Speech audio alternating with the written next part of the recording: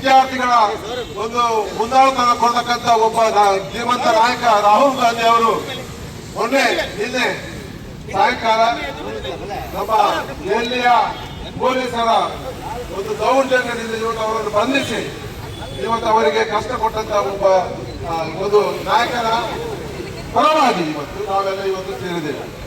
ನಮ್ಮಲ್ಲೇ ಬಂಧುಗಳೇ, ನಮಗೆ ಗೊತ್ತುಂಟು, ಕಳೆದ ಹಲವಾರು ಬಾರಿ ನಾವು ಪ್ರತಿಭಟನೆ ಮಾಡಿದ್ದೇವೆ. ವಿದ್ಯಾರ್ಥಿಗಳ ಏನು ನೀಟ್ ಎಕ್ಸಾಮ್ ಅಲ್ಲಿ ಆದಂತ ಏನು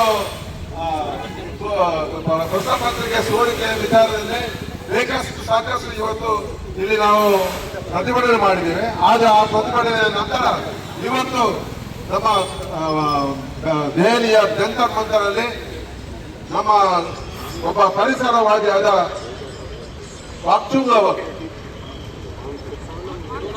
ಸೋನಂ ವಾಂಗ್ಚುಕ್ ಅವರು ಕಳೆದ 18-20 ದಿವಸದಿಂದ ಅಮಾನತ ಉಪವಾಸ ಸತ್ಯಾಗ್ರಹ ಮಾಡ್ತಾ ಇದ್ದಾರೆ. ಅದು ಯಾವುದೇ ರೀತಿಯ ಪ್ರಚೋದನೆ ಮಾಡಿದೆ, ಕೇವಲ ಏನು ಒಂದು ಸೌಮ್ಯ ರೀತಿಯ ಒಂದು ಪ್ರತಿಭಟನೆ ಮಾಡ್ತಾ ಇರುವಾಗ ಇವತ್ತು ಅವರನ್ನು ಬಲವಂತವಾಗಿ ಅವರನ್ನು ಅಲ್ಲಿ ಎಬ್ಬಿಸಿ ಕಳಿಸಿದ್ರು. ಅದರ ನಂತರ ಸುಮಾರು 50,000ಕ್ಕೂ ಮಿಕ್ಕಿ ವಿದ್ಯಾರ್ಥಿಗಳು ಇವತ್ತು ರಸ್ತೆ ಬದಿಯಲ್ಲಿ ಒಂದು ಗಾಂಧಿವಾದದಲ್ಲಿ ಒಂದು ಏನು ವಿಶ್ವಾಸ ಮಾದರಿಯಲ್ಲಿ ಮಾಡಿಕೊಂಡು ಇವತ್ತು ಸತ್ಯಾಗ್ರಹ. ದೇಶದಲ್ಲಿ ಲೋಕಸಭೆ ರಾಜ್ಯಸಭೆಗಳಲ್ಲಿ ಅಧಿವೇಶನ ನಡೀತಾ ಇದ್ರು ಕೂಡ ಈ ನೀಟ್ ಪ್ರಶ್ನೆ ಪತ್ರಿಕೆಯ ಸೋರಿಕೆಯ ವಿಚಾರವಾಗಿ ಚರ್ಚೆ ಮಾಡಲಿಕ್ಕೆ ಸಮಯದ ಅವಕಾಶ ಲೋಕಸಭಾ ಅಧ್ಯಕ್ಷರು ಕೊಡ್ತಾ ಇಲ್ಲ, ನಮ್ಮ ಸರ್ಕಾರ ಕೂಡ ಅದಕ್ಕೆ ಅನುವು ಮಾಡಿಕೊಡ್ತಾ ಇಲ್ಲ. ಅದನ್ನ ಕಂಡಂತ ಇವತ್ತು ಏನು ಜಂತರ್ ಮಂತರಲ್ಲಿ ನಡೀತಕ್ಕಂಥ ಉಪವಾಸ ಸತ್ಯಾಗ್ರಹದ ಸಂದರ್ಭದಲ್ಲಿ ಒಬ್ಬ ಪದ್ಮಶ್ರೀ ಪ್ರಶಸ್ತಿಯನ್ನ ಪಡೆದಿರತಕ್ಕಂಥ ಈ ದೇಶದಕ್ಕೋಸ್ಕರ ಹಲವಾರು ತ್ಯಾಗಗಳನ್ನು ಮಾಡಿರ್ತಕ್ಕಂಥ ವ್ಯಕ್ತಿಯನ್ನ ಇವತ್ತು 19 ದಿವಸಗಳ ನಂತರ ಅವ್ರು ಮಾಡಿದಂತ ಉಪವಾಸದ ಸಂದರ್ಭದಲ್ಲಿ ಬಲವಂತವಾಗಿ ಅವರನ್ನು ಆಸ್ಪತ್ರೆಗೆ ಸೇರಿಸತಕ್ಕಂಥ ಒಂದು ಕೆಲಸವನ್ನ ಮಾಡಿ ಇವತ್ತು ಹೈಕೋರ್ಟ್ ಕೂಡ ಮಧ್ಯಪ್ರವೇಶವನ್ನು ಮಾಡಿ ಅವರಿಗೆ ಸರಿಯಾದ ರೀತಿಯ ಚಿಕಿತ್ಸೆಯನ್ನು ಕೊಡಬೇಕು ಅಂತ ಹೇಳಿ ಇವತ್ತು ದೆಹಲಿ ಹೈಕೋರ್ಟ್ ಕೂಡ ಹೇಳಿದೆ. ಇದೆಲ್ಲರ ಮಧ್ಯದಲ್ಲಿ ಇವತ್ತು ಅಲ್ಲಿ ಪ್ರತಿಭಟನಾ ನಿರತರಾಗಿರ್ತಕ್ಕಂಥ ವಿದ್ಯಾರ್ಥಿಗಳ ಮೇಲೆ ಏಕಾಏಕಿ ದೆಹಲಿ ಪೊಲೀಸರು ನಡೆದಿರ್ತಕ್ಕಂಥ ಒಂದು ಕ್ರೌರ್ಯ ಏನಿದೆ, ಇದೊಂದು ಪ್ರಜಾಪ್ರಭುತ್ವದ ಕಗ್ಗೊಲೆಯಾಗಿದೆ. ಇದು ಪ್ರಜಾಪ್ರಭುತ್ವ ವ್ಯವಸ್ಥೆಯಲ್ಲಿ ಜನಸಾಮಾನ್ಯರ ಧ್ವನಿಯನ್ನ ಅಡಗಿಸತಕ್ಕಂಥ ದಿಕ್ಕಿನಲ್ಲಿ ನಡೆಯತಕ್ಕಂಥ ಪ್ರಯತ್ನವಾಗಿದೆ. ಇದನ್ನು ಈ ದಮನಕಾರಿ ನೀತಿಯನ್ನ ಇವತ್ತು ಕಾಂಗ್ರೆಸ್ ಮಾತ್ರವಲ್ಲ ಈ ದೇಶದ ಜನತೆ ಸಹಿಸಲಿಕ್ಕೆ ಸಾಧ್ಯ ಇಲ್ಲ.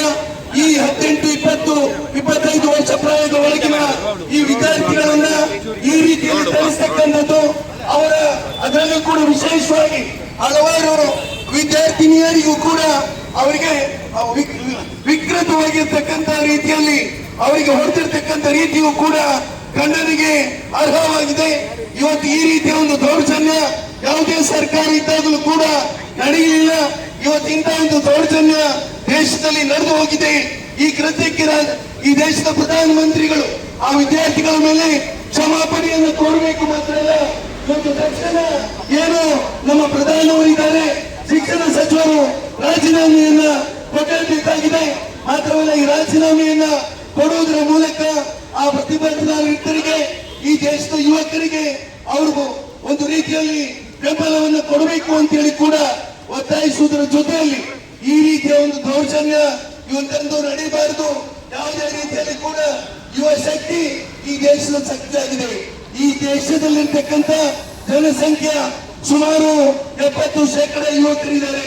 ಅವರನ್ನು ಈ ದೇಶದ ಮಾನವ ಸಂಪನ್ಮೂಲ, ಅವರನ್ನು ಬೇರೆ ಬೇರೆ ಸಂದರ್ಭದಲ್ಲಿ ನಾವು ಉಪಯೋಗಿಸಿಕೊಳ್ಳುವುದರ ಮೂಲಕ ಅವರ ಶಕ್ತಿಯನ್ನ ಈ ದೇಶದ ಶಕ್ತಿಯಾಗಿ ಉಪಯೋಗಿಸಿಕೊಂಡು ಹೋಗಬೇಕಾಗಿರ್ತಕ್ಕಂಥ ಅವಶ್ಯಕತೆ ಇರುವುದರಿಂದ ಇವತ್ತು ನಿನ್ನೆ ದೆಹಲಿಯಲ್ಲಿ ನಡೆದಿರ್ತಕ್ಕಂಥ ಘಟನೆ ಅದು ತೀರಾ ಖಂಡನಾರ್ಹವಾಗಿದೆ.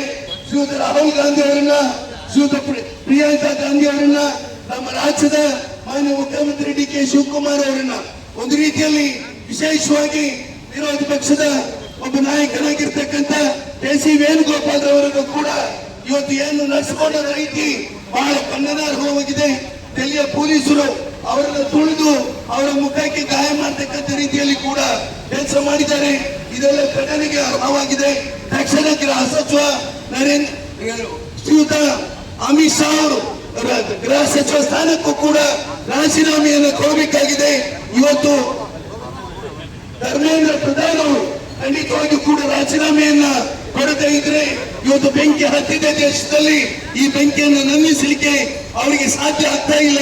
ಇವತ್ತು ನಮ್ಮ ದೇಶದ ಏನು ಶಾಂತಿ ನಿರತ ಪ್ರತಿಭಟನೆ ಮಾಡತಕ್ಕಂಥ ವಿದ್ಯಾರ್ಥಿಗಳ ಮೇಲೆ ಏನು ಹಲ್ಲೆಗಳಾಗಿದೆ ಇದನ್ನು ನಾವು ಉಡುಪಿ ಜಿಲ್ಲಾ ಕಾಂಗ್ರೆಸ್, ಕರ್ನಾಟಕ ಪ್ರದೇಶ ಕಾಂಗ್ರೆಸ್ ಖಂಡಿತವಾಗಿಯೂ ಕೂಡ ಖಂಡಿಸದೆ ಮಾತ್ರವಲ್ಲ, ಧರ್ಮೇಂದ್ರ ಪ್ರಧಾನರ ರಾಜೀನಾಮೆಗೆ ಮತ್ತೊಮ್ಮೆ ಉಡುಪಿ ಜಿಲ್ಲೆಯಲ್ಲಿ ನಮ್ಮ ಎಲ್ಲ ಯುವ ಕಾಂಗ್ರೆಸ್, ನಮ್ಮ ಬ್ಲಾಕ್ ಕಾಂಗ್ರೆಸ್, ನಮ್ಮ ವಿದ್ಯಾರ್ಥಿ ಕಾಂಗ್ರೆಸ್, ನಮ್ಮ ಮಹಿಳಾ ಕಾಂಗ್ರೆಸ್ ಎಲ್ಲ ನಮ್ಮ ಸಂಘಟನೆಗಳು ತೀವ್ರವಾಗಿ ಒತ್ತಾಯವನ್ನ ಮಾಡ್ತದೆ ಎಂಬ ಮಾತನ್ನು ಕೂಡ ಈ ಸಂದರ್ಭದಲ್ಲಿ ಉಲ್ಲೇಖ ಮಾಡಿ, ಈ ಒಂದು ಪ್ರತಿಭಟನೆ ಮುಂದಿನ ದಿನಗಳಲ್ಲಿ ಎಲ್ಲ ಭಾಗದಲ್ಲಿ ಎಲ್ಲ ತಾಲೂಕು ಕೇಂದ್ರಗಳಲ್ಲಿ ಕೂಡ ನಡೀತದೆ ಎಂಬ ಮಾತನ್ನು ಕೂಡ ಈ ಸಂದರ್ಭದಲ್ಲಿ ಉಲ್ಲೇಖ ಮಾಡಿ ನನ್ನ ಮಾತು